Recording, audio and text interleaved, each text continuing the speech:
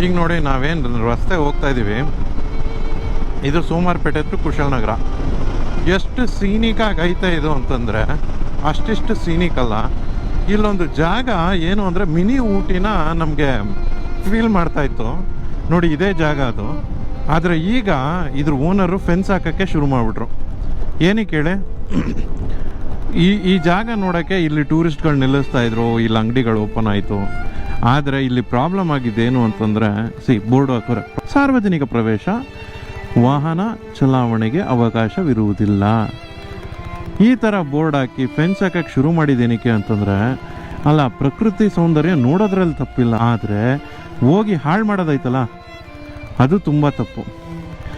ಈಗ ನೋಡ್ದಂಗೆ ಆಗೋಯ್ತಾ, ಯಾರು ಇದನ್ನು ಈಗ ಫಾರ್ ಎಕ್ಸಾಂಪಲ್ ಯಾರು ಅಲ್ಲಿ ಸಿಗರೇಟ್ ಸೇತ್ತವ್ರೆ, ಕುಡಿತವ್ರೆ ಅಂತಂದರೆ ಹೋಗಿ ಹೇಳಿದ್ರೆ, ಯಾವೊಂದು ಜಾಗ ನಿನಗೆ ಯಾಕೆ, ನಮ್ಮಪ್ಪಂದೇ ಜಾಗ ನಿನಗೆ ಯಾಕೆ ಅಂತಾರೆ. ಈಗ ನೋಡಿ ಎಷ್ಟೊಂದು ಜನ ಈ ಸೌಂದರ್ಯನ ಸವಿತಾ ಇದ್ರು. ಈಗ ಯಾರೋ ಒಂದಿಷ್ಟು ಜನ ಮಾಡೋ ಒಂದು ಕೆಟ್ಟ ಕೆಲಸಕ್ಕೆ ಈ ಜಾಗ ಯಾರು ನೋಡ್ದಂಗೆ ಆಗೋಯ್ತು. ಇನ್ನು ಮುಂದೆ ಈ ಜಾಗ ಕನಸು ಮಾತ್ರ. ಸ್ನೇಹಿತರೆ, ಈ ಥರ ಸುಂದರವಾಗಿರೋ ತಾಣಗಳನ್ನ ದಯವಿಟ್ಟು ವಿಕೃತ ಚಟಗಳಿಂದ ಹಾಳು ಮಾಡಿಬಿಡಿ. ನಾವೊಂದು ಜಾಗಕ್ಕೆ ಬಂದು ಹೋದರೆ ಬೇರೆಯವ್ರಿಗೂ ಆ ಜಾಗ ನೋಡಿ ಸೌಂದರ್ಯನ ಅನುಭವಿಸೋ ಥರ ಇರಬೇಕು.